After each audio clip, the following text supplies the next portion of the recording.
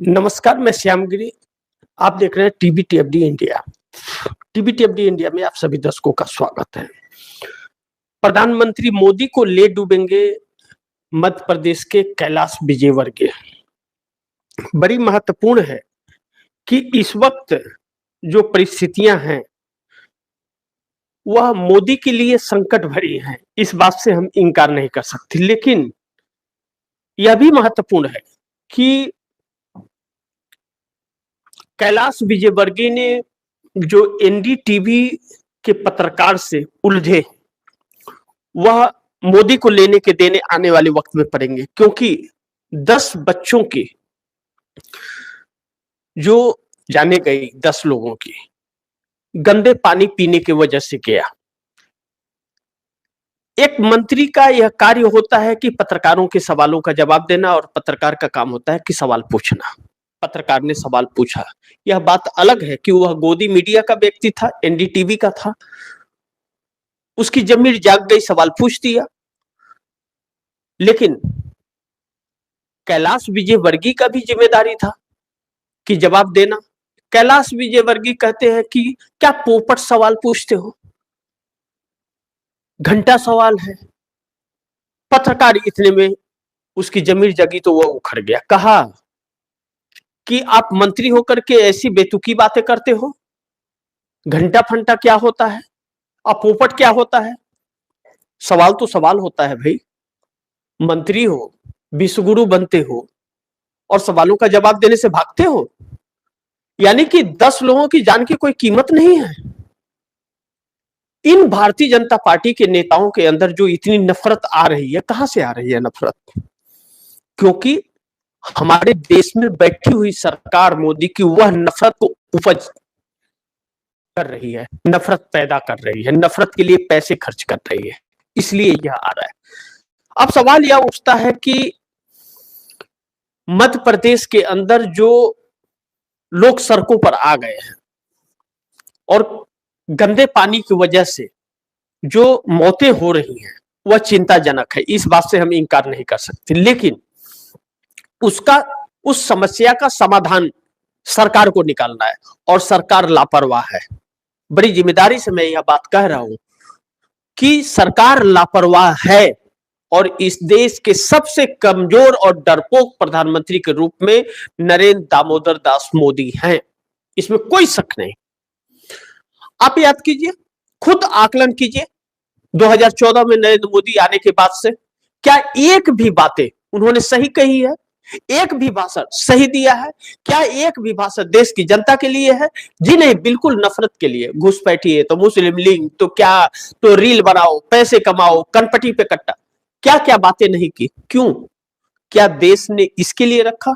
हकीकत यह है कि इस देश में 2 प्रचार मंत्री आ गए हैं और वह 365 दिन चुनावी मूड में रहते हैं, चुनाव जीतने के, और चुनाव नहीं जीत पाते हैं तो चुनाव आयोग का सहारा लेते हैं। एसआईआर आपके सामने है। लेकिन हम उस मुद्दे पे आएंगे, मध्य प्रदेश के मुद्दे पर, कि 10 लोगों की जाने के बाद में और लोगों की जाने की उम्मीद है, क्योंकि पानी गंदा है। और गंगा की सफाई या देश की भलाई करने की बात नरेंद्र मोदी ने की थी, तो अब जवाबदेही से क्यों पीछे हट रहे हैं, यह मुख्य सवाल है। विजयवर्गीय भाग गए, अब मीडिया इनके खिलाफ हो गई है।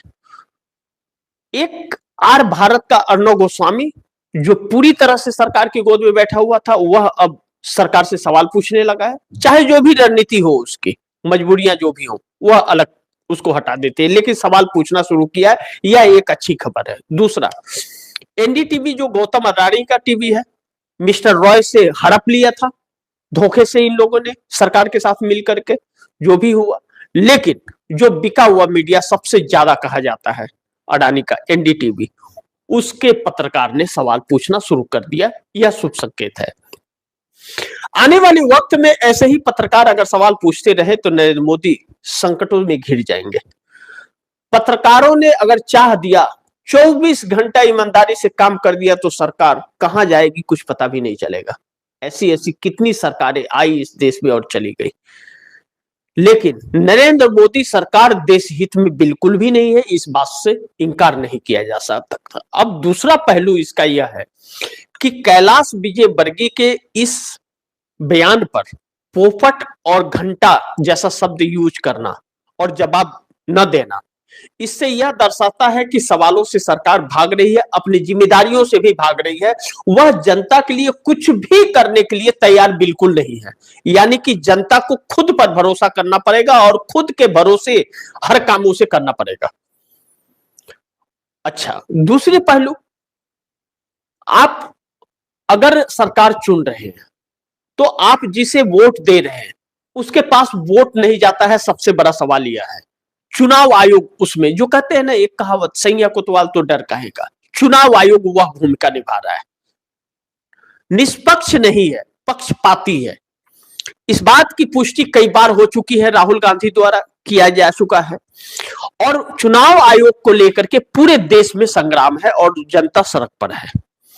करोड़ों लोगों के नाम काटे जा रहे हैं। अभी हाल ही में 3 करोड़ उत्तर प्रदेश में कट गए, 1 करोड़ से अधिक फर्जी वोटर चढ़ गए। इस तरह की खबरें चल रही हैं, इस तरह की चर्चाएं हो रही है। दूसरे की बात छोड़ दीजिए, मैं भारतीय जनता पार्टी के सबसे ताकतवर सीएम योगी आदित्यनाथ की बात कर लेता हूं। योगी आदित्यनाथ ने स्वयं कहा कि उत्तर प्रदेश में 4 करोड़ वोट कटे हैं, 85% भारतीय जनता पार्टी का। किसका है उस पर भी नहीं जाते हैं, लेकिन कटे हैं 4 करोड़ वोट। अब 4 करोड़ कटने के बाद फिर 1 महीने का वक्त बढ़ाया जाता है उत्तर प्रदेश के अंदर और 3 करोड़ नाम काट दिए जाते हैं, 1 करोड़ फर्जी कर दिया जाता है। जो भी है, अब आते हैं फिर नरेंद्र मोदी पर। विजय वर्गीय के बयान के बाद प्रधानमंत्री की जिम्मेदारी थी उस पर बयान देना और प्रधानमंत्री की जिम्मेदारी थी सवाल पूछना, लेकिन नहीं पूछा। क्यों? कि विजय वर्गीय ने कोई गलत नहीं कहा। गृह मंत्री के बयान को उन्होंने चपका कर दिया एनडीटीवी के पत्रकार पर। गृह मंत्री जब पोपट कहते हैं, कोई सवाल इनसे पूछ लो तो पोपट कहते हैं, घंटा कहते हैं, यह कोई सवाल है? कहते मतलब सवाल इनके मर्जी से पूछे, यह जो चाहेंगे कि आम चूस के खाते हैं या काट के खाते हैं, तब पत्रकारिता होगी। अंजना ओम कश्यप कहती है कि अंजना ओम मोदी, तब वह भक्ति वाली है, वह पत्रकार है। और जो सवाल पूछता है उसके साथ पोपट और घंटा शब्द का इस्तेमाल करते हैं। अब मूल चीज यह है कि अगर इसी तरह पत्रकार जनता के साथ खड़ा होना शुरू हो जाए तो नेता को भागने की जगह नहीं मिलेगी। हकीकत है, तब इस देश की जनता को इंसाफ मिलेगा। जिनकी मौतें हो रही हैं सरकार की लापरवाहियों की वजह से, मध्य प्रदेश के सीएम मोहन यादव ने कोई बयान नहीं दिया इसको लेकर के। प्रधानमंत्री को देना चाहिए, प्रधानमंत्री ने भी नहीं दिया, बड़े दुर्भाग्यपूर्ण है। लेकिन अब जनता यह समझ गई है कि यह लोग किस तरह से भ्रम में डालते हैं और सवालों से किस तरह भागते हैं, मुद्दों से किस तरह से भागते हैं। अब जनता मैदान पर आ गई है, सड़क पर आ गई है। बाबा साहब भीमराव अंबेडकर कहते थे कि जब सड़कें सूनी हो जाती है तो संसद आवारा हो जाता है। यानी कि जनता सड़क पर नहीं है तो पार्लियामेंट के अंदर जो संसद के अंदर या सांसद चुन करके आते हैं, नरेंद्र मोदी भी सांसद है वाराणसी से, यह आवारा हो जाते हैं। यह मैं नहीं कह रहा हूं, यह बुजुर्गों ने और पुरखों ने, हमारे देश के उन महान लोगों ने कहा है जिसने इस देश को आजादी दिलाई है। लेकिन जनता सड़क पर भी है, विपक्ष भी सड़क पर है अपने अपने मुद्दों को लेकर के, लेकिन फिर भी संसद आवारा है। इसका मतलब कि अब कमान जनता को ही संभालना पड़ेगा। यह देश फिर एक आंदोलन की आवाज उठा रहा है या नहीं उठा रहा है, इसका फैसला तो देश की जनता करेगी। लेकिन देश की जनता की जरूरतों को यह सरकार पूरी नहीं कर रही है और यह सरकार पूरी करनी नहीं चाहती, अपनी जिम्मेदारी नहीं समझती है। सबसे महत्वपूर्ण चीज यह है, और जिम्मेदारी न समझना इस देश के और इस देश की जनता के साथ धोखा है। इसीलिए यह सरकार नफरत फैला करके लोगों को गुमराह कर रही है।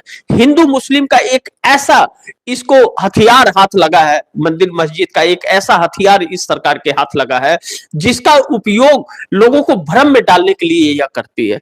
लेकिन आप दर्शक जानते हैं, इन्हीं बड़े बड़े नेताओं के बेटे अमेरिका और ब्रिटेन में पढ़ते हैं। आपके बेटे जा रहे हैं क्या पढ़ने के लिए? आपके देश के कितने बच्चे जा रहे हैं? मध्यम वर्ग के कितने लोग जा रहे हैं? गरीबों के बच्चे कहाँ जा रहे हैं? आपके बच्चे पेपर दे रहे हैं तो पेपर लीक हो जा रहा है। अमीरों के बच्चे 15 लाख में पेपर खरीद करके पास हो जा रहे हैं। पेपर लीक भी एक बहुत बड़ा स्कीम है, इस बात से हम इंकार नहीं कर सकते। देश की जनता को ही जागना पड़ेगा और सवाल पूछना पड़ेगा। जिस दिन आप लोगों ने इस सरकार से और इस सरकार के नेताओं से सवाल पूछना शुरू कर दिया, यह सरकार एक सेकंड नहीं टिकेगी।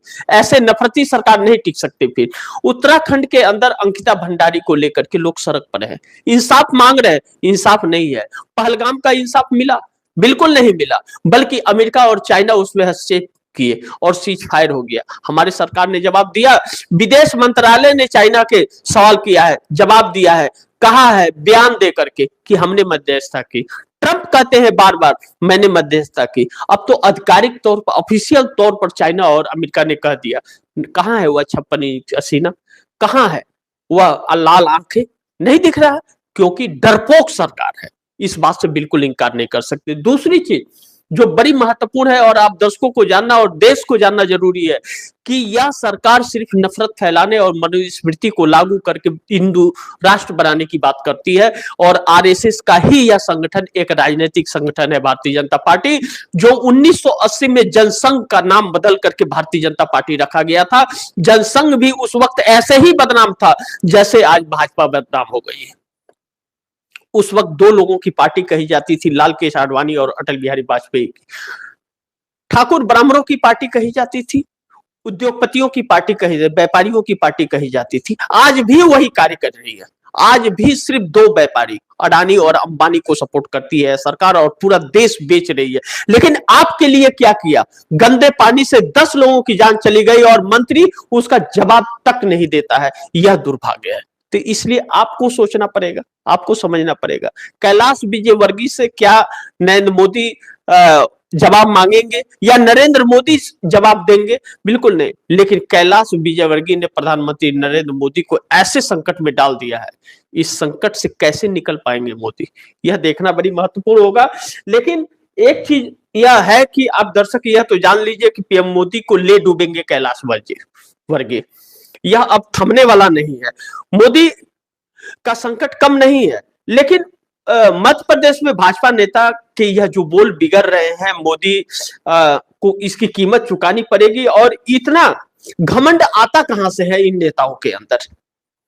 इतना घमंड कहां से आ रहा है? क्योंकि जानते हैं क्यों आ रहा है? क्योंकि इनके हाथ दो हथियार हैं, एक हिंदू मुस्लिम का और एक चुनाव आयोग का।